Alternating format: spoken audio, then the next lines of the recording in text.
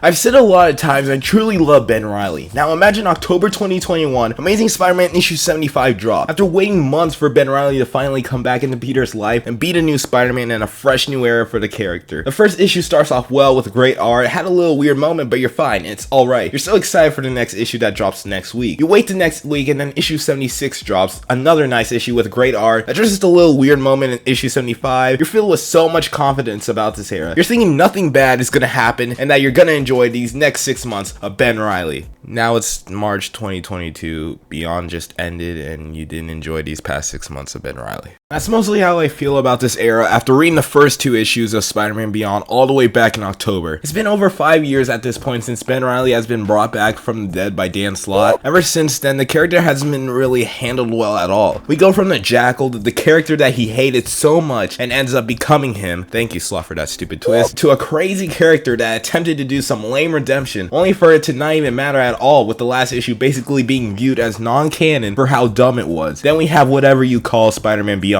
After issue 75 and 76 of Amazing Spider-Man, we go to issue 77, which literally didn't even show the UFOs fight with Ben, and they just skipped the Ben training with the Daughters of the Dragon, which are Colleen Wing and Misty Knight. To be honest, they were nice throughout their appearances, but at the same time, when Kelly Thompson wrote them, it really felt obvious that she enjoyed writing those characters more than Ben Reilly in general, which really shouldn't be the case when he's the literal main character of the book. But out of all that, that's not even what I'm really mad about compared to how this character was written throughout the run. Cody Zaglar also wrote some issues too. I was hard on Cody Zaglar, saying that he might be the worst out of the bunch, but I was really surprised that the issues he wrote were somewhat fine. I wouldn't say they're spectacular or anything, but they're serviceable. I think my favorite one of his issues was when May and Otto teamed up together. Patrick Gleason might be my favorite writer out of the bunch since the issues that he wrote were actually really good. Solid and Amin wrote like 2 fine issues to not really care about that much, with Zeb Wells, who I thought was going to be the best writer out of all of them, turned out to be really weak with his issues after 75 and 76. Jed MacKay was also a small writer in Beyond who wrote some issues roughly the same amount as Solid and Amid, but he wasn't really credited compared to the other 5 writers. Straying away from writers, there's also the characters of this Beyond era. Ben Reilly, I'll talk about him later. Janine being in this book surprised me a lot, which actually gave me the hope that one of my wishes of adding more supporting characters from Ben's time as Spider-Man back into modern comics. Too bad that's literally all of his supporting cast that appears in general. I'm just saying it would have been the perfect time to add a character like Jessica Carradine, because it feels like Marvel just forgot that character existed in general. Maxine Danger, who was just this annoying character that was, I guess, the main antagonist of Beyond, if you want to say that. We got Peter, who got put in a coma for literally only 2 months before waking up from it thanks to Otto and May. MJ just feels like she's there throughout the mainline issues until the Queen Goblin story, I guess, although her tie-in issues with Black Cat written by Jed MacKay was good. Marcus, for the most part, was just there.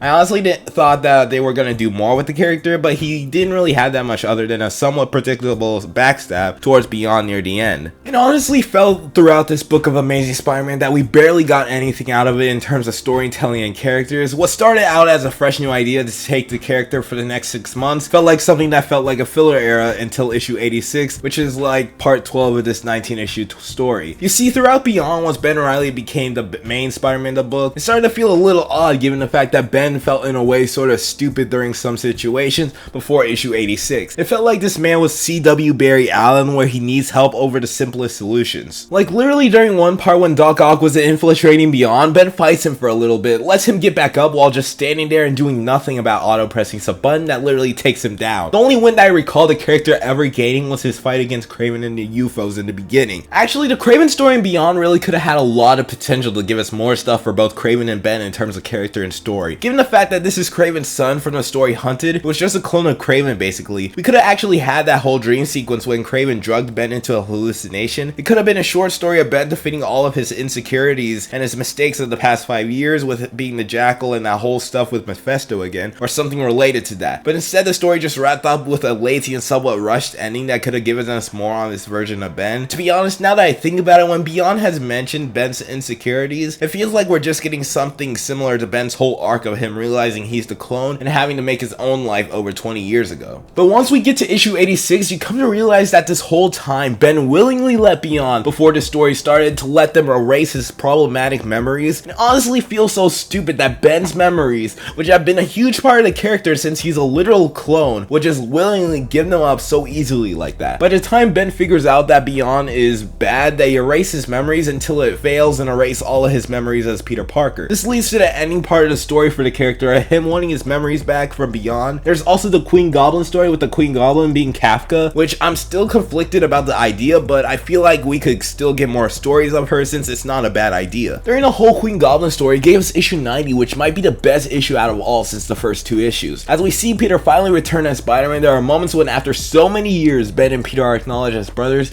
who care for each other, and how Peter still keeps Ben in his heart, and how his words helped him get the motivation to defeat Queen Goblin. After all that, we are led to what is honestly the worst part of Beyond, which is in fact the ending. Not because I didn't want it to end. As the story went on, I absolutely was tired of this era, but the way they did the character of Ben and how they handled it in general for the future is so horrible that I honestly view it as something worse than Ben becoming the Jackal back in Clone Conspiracy. In issue 93, the finale to Beyond starts off with a flashback to one of my favorite Spider-Man stories ever, which is Revelations. We already start off with a slight retcon that ruins one of the most heartfelt moments of the story, making it feel like Ben was still not accepting Peter back into his life, even though in Revelations they acknowledge each other and respected each other as brothers no matter who or wasn't the clone. Hopefully Zeb Wells clarifies that Ben was just thinking like this just because of his memories being warped by Beyond, and that wasn't what he was actually thinking during the time in that story. But I really doubt, given how the issue ended with one of the worst possible outcomes for the character again. You see, after Peter destroys the thing that might give Ben his memories back, which was most likely a lie from Maxine, Ben gets mad and fights Peter, then falls into a vat of goo as Beyond is getting destroyed. There's one part that's really dumb. It's when Peter is trying to help Ben, but Ben refuses, saying he has no one. I mean, does he not care about Janine like that anymore? It's implied that he still has all of his memories as Ben, so he shouldn't even be acting like this in general. And even so, we're in the Marvel universe where it isn't so hard to get his memories back in the first place. Like, we literally have all these things that could probably bring his memories back. We could have had something like the Cosmic Cube restore his memories, like what Cap literally did with Bucky, even though it's practically in fragments right now, but it could still probably bring someone's memories back in a way, maybe? I don't know. It feels so forced to make a character like Ben give up so easily. We were shown in other stories back then how he had multiple chances when he was at a point even lower than Peter and still overcome it. So after Beyond gets destroyed, Ben is stuck under the rubble until Janine finds him. With that, we get a time skip of Ben now becoming a new character called Chasm. Yeah, Chasm, that's great.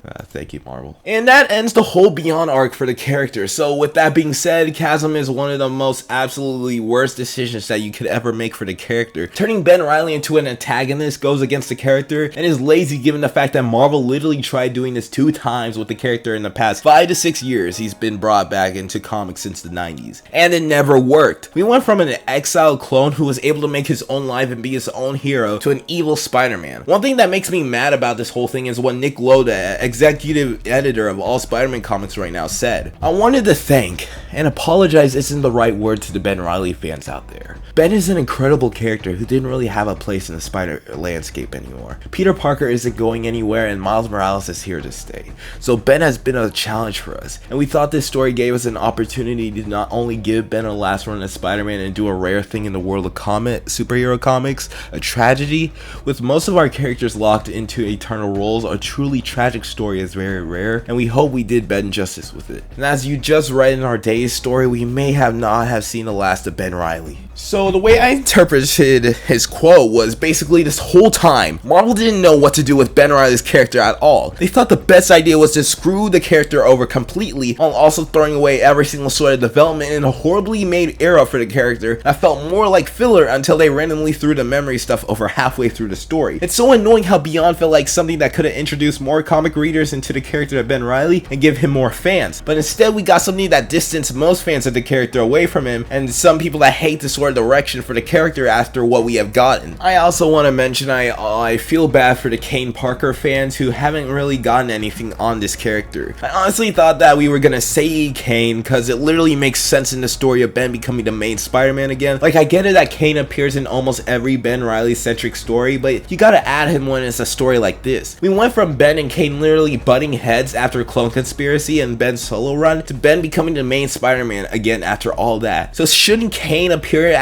to the story at all and just mostly talk to Reilly about what he's doing. Out of all characters that aren't Peter, Kane should have the biggest right to talk to Ben about being Spider-Man after everything he has done. It honestly just feels like a lazy decision for Marvel to just not give us more storytelling with the character. Marvel just certainly thinks that having characters like Miles Morales and Spider-Gwen in the main universe is fine, but when it's Ben Reilly, it's apparently impossible to add more onto the character that makes sense. Honestly, Ben Reilly, even before he died in Revelations, already felt like a different character than Peter, and to me, he should have stayed as the main Spider-Man and had Peter actually retire and let Peter have his kid while Ben stays as Spider-Man going on his own struggles and adventures. We had that in the 90s for a short period of time, which I really did love that era when Ben was Spider-Man and his relationship with Peter was great. Ben to me could have been the Wally West Flash of Spider-Man comics. Or maybe you should have just left Ben dead and made Spider-Girl canon to the main 616 universe. But you know how much Marvel hates Peter growing up as a person. So if Marvel just doesn't want to do any of that at this point, Ben Reilly should have just stayed dead and been about Peter and Kane honoring Ben's legacy and sacrifice. I don't even know why Marvel decided to bring back Ben Reilly if they had no idea what to do with the character, even though we literally have JMD write Ben Reilly's Spider-Man, which is so good and one of my favorite things out of Marvel right now, with JMD adding a different side of Ben that we haven't really explored during his time as Spider-Man. Makes sense for the character. Literally just get him to write Ben Reilly now. He's even open to writing more on the character. Like,